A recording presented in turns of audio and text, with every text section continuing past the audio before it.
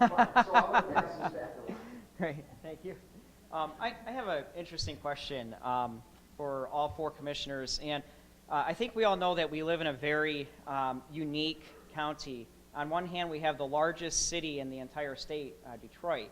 But then on the other hand, we have some of our friends in Western Wayne County, like Van Buren, Sumter Township, and even perhaps Belleville. Paul is here representing the Belleville Chamber of Commerce, who may be a little more rural. What is it like working with a county that is so diverse and working as, I believe, is it 15 or 16 commissioners who represent very different districts? What is that like? Can you talk a little bit about that?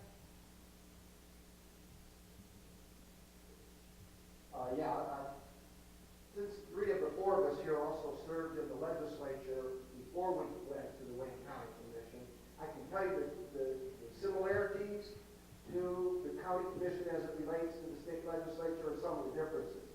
The similarities are we are the legislative branch of government, similar in interacting with the Wayne County executive, as state house members and senators interact with the governor, legislative versus executive branch. When it comes to the politics side, in Lansing, it's Republican versus Democrat, and in Wayne County, and it's not this much anymore, but it used to be urban versus suburban. And Detroit commissioners looked out for what, as they should, for what's happening in their district, and the suburban commissioners looked out to make sure that they were representing the will of the people from their area. I would say right now that the commission gets along as a body as collegially as they ever have in my entire tenure there. So I think people get along. We try to strive not along those urban, suburban demographics, but what is in the best interest of the county. Well said, well done. Mm-hmm. I agree. You know, it's something about Wayne County, as you mentioned a few times. It's one diverse county.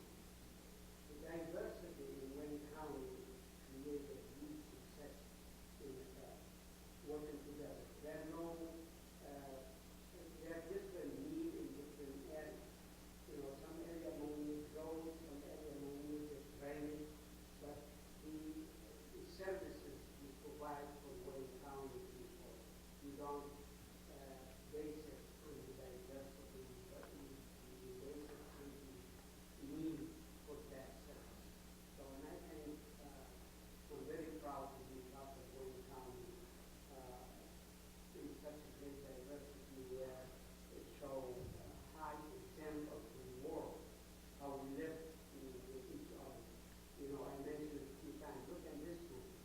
You see people from different backgrounds, from different religion, from different color. We all work together. That is the United States of America. That's why I'm so proud to be part of a county that has such a great diversity. Thank you. Well, I agree. Joe covered it really well. I represent probably the most diverse community, having Southwest Detroit, and now those people who are leaving Southwest Detroit to just come across the border to Lincoln Park, because I love Lauderdale. So many of them are following me, and but most of my issues actually is back in the district with the district folks, the meetings and such, not at the convention level. The commission level, we get along really well. My seatmate is a Republican, and I just love working with her. We all do get along well. What's good for Detroit is good for Lincoln Park, in my view, and vice versa, because that outer drive does not translate into anything but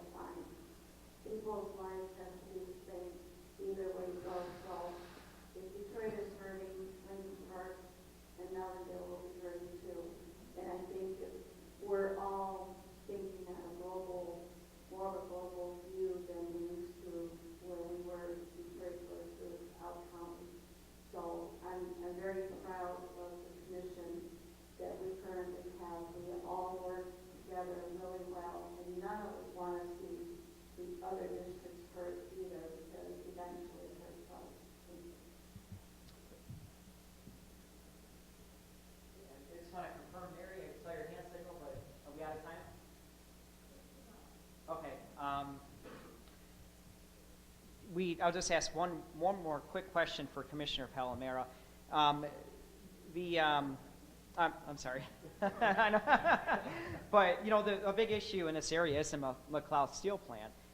So we have a question here. What happens with that property if the city decides not to purchase it? What are some of the options that we have as a community?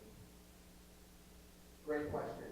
So if the state refuses to exercise their right of refusal and the city does the same thing, then in late summer it would go to auction, which means it could go for substantially less than the $3.7 million in back taxes or substantially more.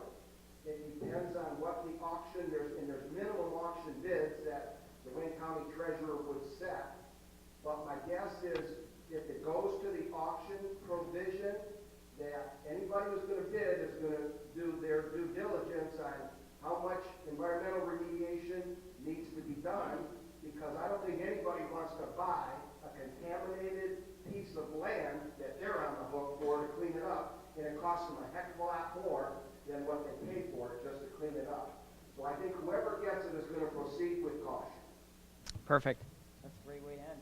Okay, at this time, we are going to close. First, I want to thank all of our sponsors, of course, who made today's event possible, and thank our wonderful commissioners who joined us today. That was a great presentation. Thank you so much. Thank you.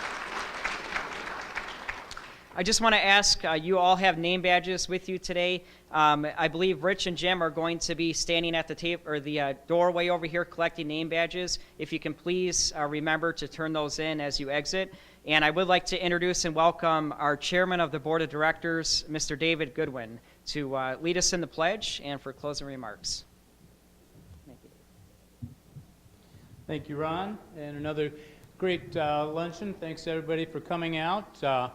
Appreciate all the support, and again, remind you, this is the 50th anniversary year for the Southern Wayne County Chamber, and we plan on going forward. With that, I pledge allegiance to the flag of the United States of America and to the republic for which it stands, one nation, under God, indivisible, with liberty and justice for all. And thank you all.